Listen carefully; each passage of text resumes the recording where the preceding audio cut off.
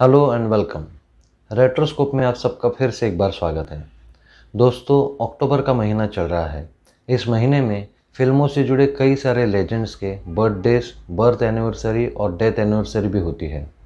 लेकिन हम एक ऐसी शख्सियत के बारे में बात करने वाले हैं जिनसे इस महीने की शुरुआत भी होती है और समाप्ति भी। महान संगीतकार श्री सचिन देव बर्मन।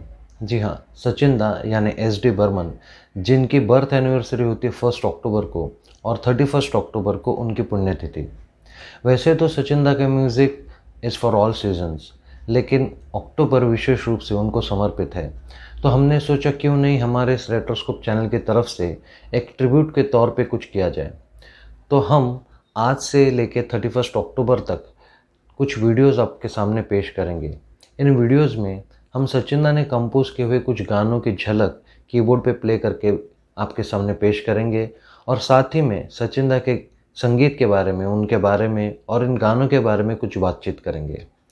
तो आज हमने जो गाना चुना है वो है फिल्म अभिमान से तेरे मेरे मिलन किए रहना। इस गाने को चुनने के पीछे कुछ और भी वजह थी। जैसे सचिन दा की जन्मतिथि 1 अक्टूबर को होती है, वैसे ही महान गीतकार और शायर श्री मजरू सुल्तानपुरी की भी होती है। उन्होंने और सचिन दा ने मिलके हमें ढेर सारे खूबसूरत गाने दिए, जो नगमे आज भी हमारे दिलों में ताज़ा है, जैसे कि तब थे। अभिमान के सारे ही गाने मजरू साहब ने लिखे थे। इन दोनों ने as a composer and lyricist एक बहुत ही खूबसूरत ट्रेंड शुरू किया था। उनके डुएट्स विशेष रूप से सुनने लायक थे, जिसमें मेल एंड फीमेल एक्टर्स या मेल एंड फीमेल सिंगर्स के बीच में एक डायलॉग, एक कन्वर्सेशन हुआ करता था। इसके कई सारे उदाहरण हैं, जैसे आँखों में क्या जी रुपहला बादल, या छोड़ दो आंचल ज़माना क्या कहेगा, या अच्छा जी मैं हारी चलो मान जाओ ना, या अभिमान से ही एक डुएट तेरी बिंदिया रे। तो ऐसे कई सारे खूबसूरत गाने, डुएट्स इन दोनों ने हमें दिए। तो हमने सोचा ये एक मजरू साहब को भी ट्रिब्यूट होगा। इसके अलावा इस गाने को किशोर दा ने गाया था और आज किशोर दा की पुण्यतिथि है, तो एक ट्रिब्यूट किशोर दा को भी हो जाएगा। एंड इसी महीने में 11 तारीख को इस फिल्म के नायक और प्रोड्यूसर, इस सदी के महानायक श्री अमिताभ बच्चन जी का भी जन्मदिन था। तो उन्हें भी मुबारकबाद के तौर पे हमने चुना इस गाने को। अभिमान के संगीत के बारे में अगर मैं कुछ कहूँ तो छोटा मुँह बड़ी बात होगी, लेकिन अमिताभ बच्चन जी, जो कि इस फिल्म के नायक भी थे और प्रोड्यूसर भी, उन्होंने कई मरतबा अलग अलग इंटरव्यूज़ में अभिमान के म्यूज़िक के बारे में एक बहुत ही दिलचस्प बात शेयर की है। उन्होंने कहा है, and he says this with all due respect to all the singers who have sung the songs for Abhimaan. वो कहते हैं कि अभिमान का जो म्यूज़िक हम रिकॉर्ड पे सुनते हैं, it can not be compared to the magic that he experienced when Sachin Da himself used to sing these songs during the making of these songs।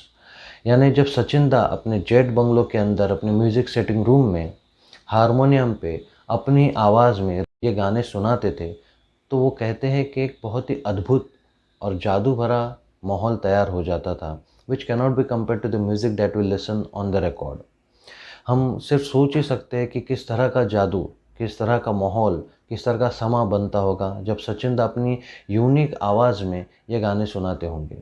Sachin दा की आवाज़ यूनिक तो थी ही, उसमें एक सूफियानापन था, एक फ़कीर या एक संत की आवाज़ में जैसे होता है वैसे आपके रूह को छू लेने वाली आवाज़ थी। उसी तरह उनका संगीत भी इस मिट्टी का संगीत था।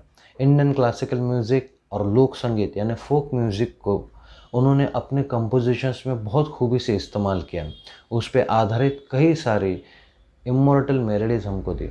लेकिन ऐसा नहीं था कि ही वॉज नॉट कंफर्टेबल और against of modern and contemporary music.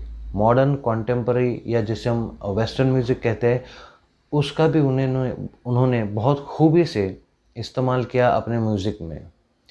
तो चलिए आज इस पहले वीडियो में अभिमान के तेरे मेरे मिलन के रहना की एक झलक हम सुनते हैं कीबोर्ड पे। अगर आपको ये वीडियो अच्छा लगे और ये झलक अच्छी लगे तो प्लीज़ इस वीडियो को लाइक कीजिएगा।